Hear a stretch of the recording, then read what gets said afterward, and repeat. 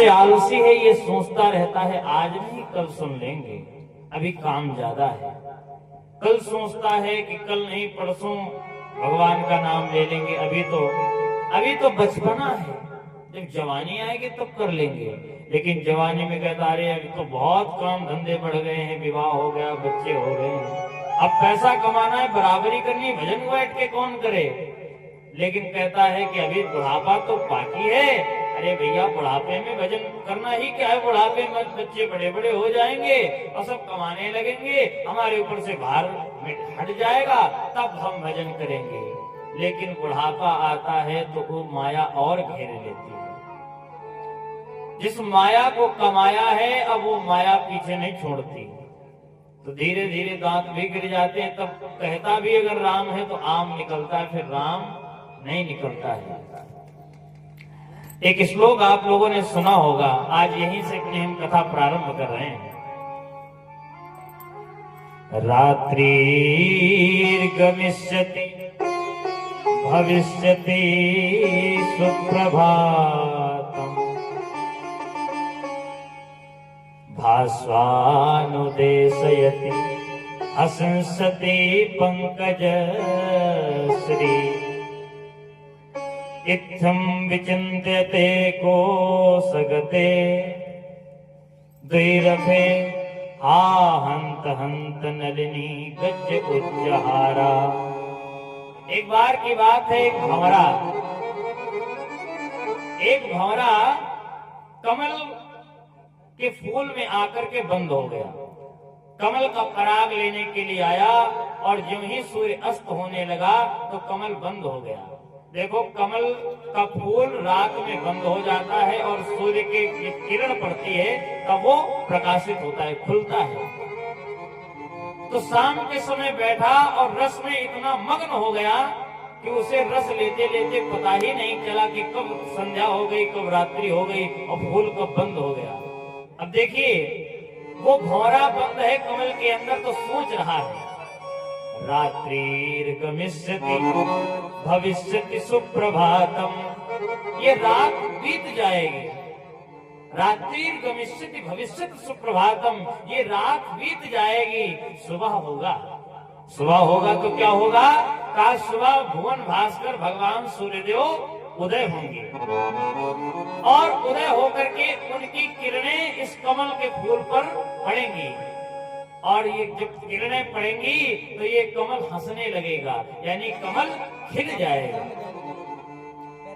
इतना सोच रहा है, बंद है कमल के अंदर, सोच रहा है सुबह होगा, सुबह होने के बाद सूर्यदेव भगवान प्रकट होंगे, किरण पड़ेगी, कमल का फूल खिल उठेगा और फिर मैं उस कमल से उड़ जाऊंगा, फिर कभी इस कली पर बैठूंगा, कभी उस कली का पराग लूंगा और फिर तरह तरह के मैं मौज मस्ती करूंगा, खूब आनंद लूटूंगा। ये रात के समय में मन की मंत्रणा कर रहा है, लेकिन तब तक हुआ क्या, सवेरे 4 बजा और एक मतवाला हाथी आया, हा हंत हंत नलिनी गज उज्जहारा। उस हाथी ने कमल के पूरे नाल को ही अपने सूंड में लपेटा और उखाड़ करके डाल दिया। अब जब जड़ ही नहीं है तो फूल खिलेगा कैसे, यानी उसी कमल के अंदर बैठे बैठे वो मृत्यु के ग्रास में चला गया। हमारा आपका भी जीवन इसी घोड़े के समान है। हम सोचते हैं कि अरे अभी क्या है, अपने भविष्य के सपनों को हम हमेशा बुना करते हैं। 2 साल बाद ऐसा घर बनवाएंगे, 4 साल बाद इतनी लग्जरी गाड़ी लेंगे, 10 साल बाद हम अपने बेटवा को IPS बनाएंगे, बिटिया की यहाँ शादी करेंगे। आप भजन, किसी ने पूछा भजन, अरे कहा वो भी कर लेंगे, बुढ़ापे में क्या करना है। लेकिन काल बदी का लगा तमाचा, दिल की तमन्ना पड़ी रही और जब परदेसी हुआ रवाना, सुंदर काया पड़ी रही। काल पता नहीं आकर के कब तमाचा मार देगा, कब हम चले जाएंगे।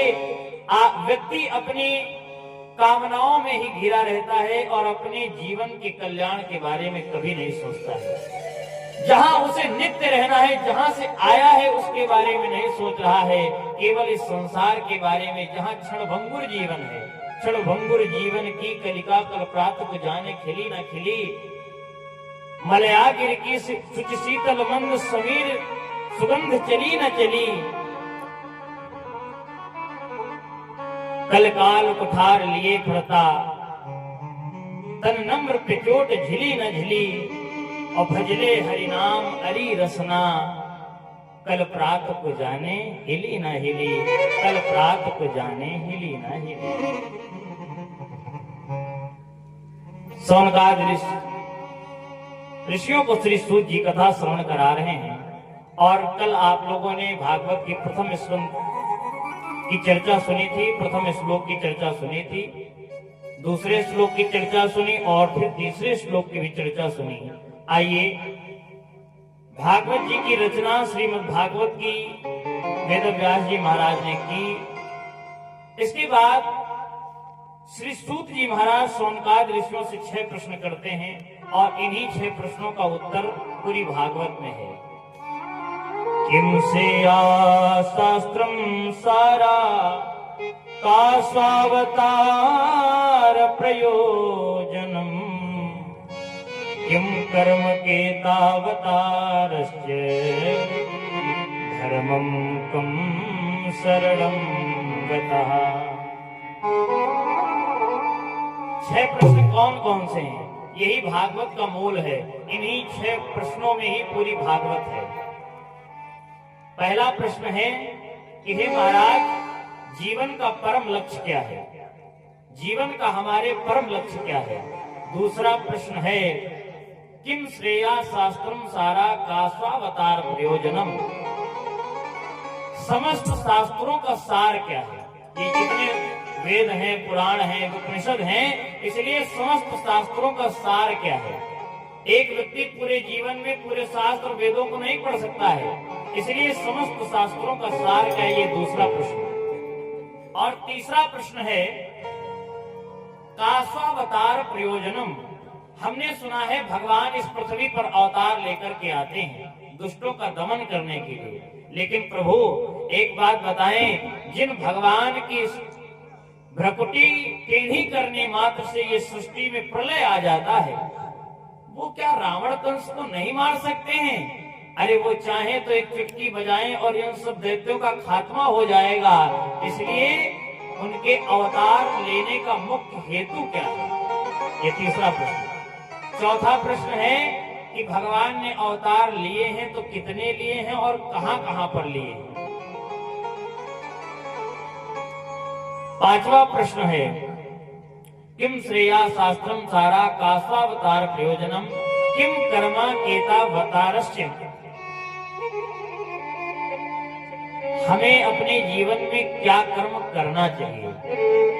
और धर्मम कम शरणम गतः, कहा जब भगवान धर्म की स्थापना करके चले जाते हैं तो धर्म किसकी शरण में जाता है? ये 6 प्रश्न किए और इन्हीं 6 प्रश्नों का उत्तर है। फिर पूछते हैं कि महाराज, श्री सुखदेव जी महाराज तो परमहंस हैं और परमहंसों तो एकांत में रहते हैं, भगवान का भजन करते हैं। फिर वो राजा परीक्षित को श्राप लगा तो उनको कथा सुनाने के लिए क्यों आए? अरे मरना तो परीक्षित को था ही, जैसे सब मरते हैं वैसे परीक्षित भी मरते, तो इसमें कोई नई बात नहीं थी। फिर श्री सुखदेव जी महाराज किसी और को बचाने नहीं गए, राजा परीक्षित के ही पास क्यों आए? उनको श्रीमद् भागवत की कथा सुनाई, इसका कारण क्या था? तब श्री सूत जी महाराज सोनकाद ऋषियों को कथा श्रवण कराते हैं। आइए महाभारत में हम सब प्रवेश करें। श्री सूत जी महाराज कहते हैं, सोनकाद ऋषियों, जिस समय